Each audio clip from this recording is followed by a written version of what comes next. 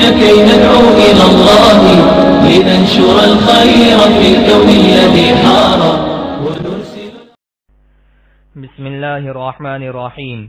صرف 5 منٹ کا مدرسہ قرآن و حدیث کی روشنی میں 32واں دن 2 صفر المظفر.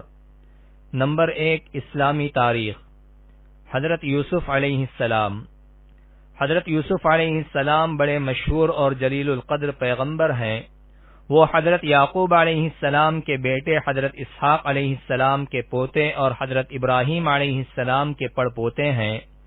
اللہ تعالیٰ نے ان کی شان میں ایک مکمل سورت سورہ یوسف کے نام سے نازل فرمائی ہے، جس میں ان کی زندگی کے حالات و واقعات عجیب انداز سے بیان فرمائے ہیں.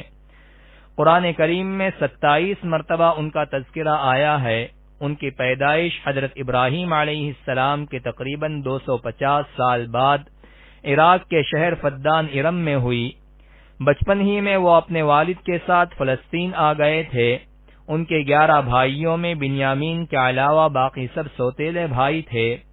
حضرت یعقوب علیہ السلام ان سے بے حد محبت کرتے تھے. کسی وقت بھی ان کی جدائی گوارا نہ تھی، کیونکہ شروع ہی سے ان کی فطری صلاحیت دوسرے بھائیوں کے مقابلے میں بالکل ممتاز اور روز روشن کی طرح ظاہر تھی. حضرت یعقوب علیہ السلام ہونہار فرزند کی پیشانی پر چمکتا ہوا نور نبوت پہچانتے تھے اور وحی الہی کے ذریعے اس کی اطلاع بھی پا چکے تھے. اللہ تعالی نے انہیں نبوت کے ساتھ حکومت و سلطنت سے بھی نوازا. نمبر 2 حضور صلی اللہ علیہ وسلم کا معجزہ. آپ صلی اللہ علیہ وسلم کی پکار پر پتھر کا حاضر ہونا. ایک مرتبہ حضرت اکرمہ رضی اللہ تعالی عنہ جو ابھی اسلام نہیں لائے تھے، رسول اللہ صلی اللہ علیہ وسلم کے ساتھ چشمے کے کنارے پر تھے.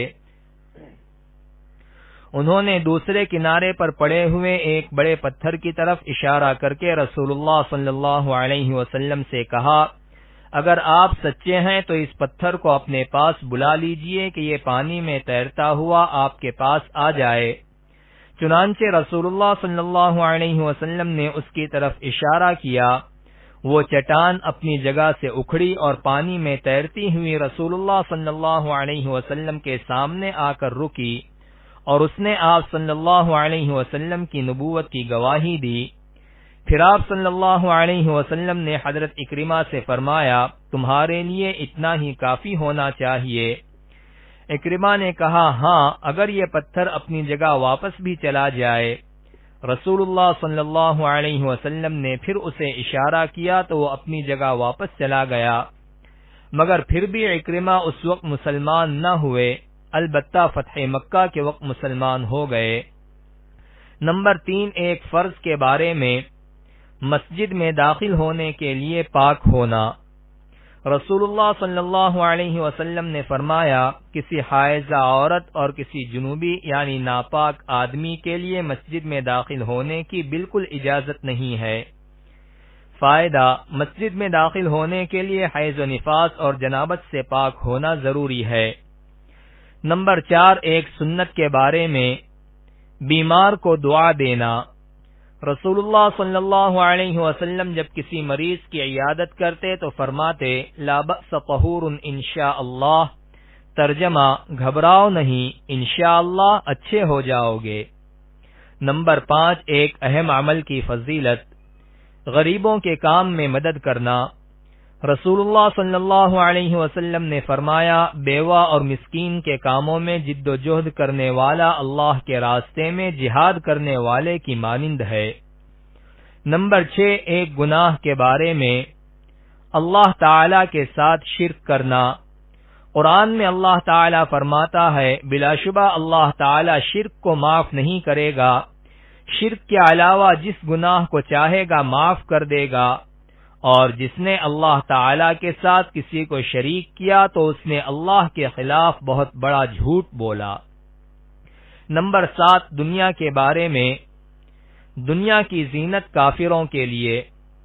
قرآن میں اللہ تعالی فرماتا ہے، دنیا کی زندگی تو کافروں کے لیے سنوار دی گئی ہے، نہ کہ مسلمانوں کے لیے.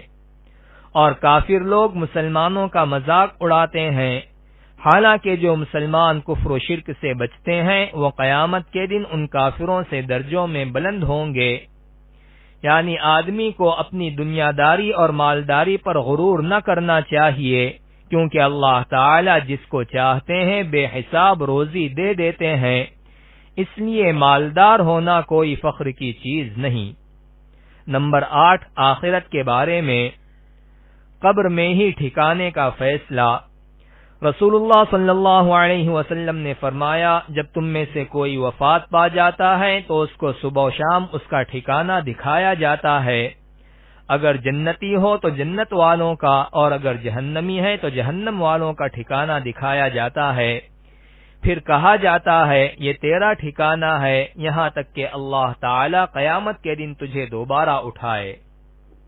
نمبر 9، طب نبوی سے علاج، شہد اور قرآن سے شفا۔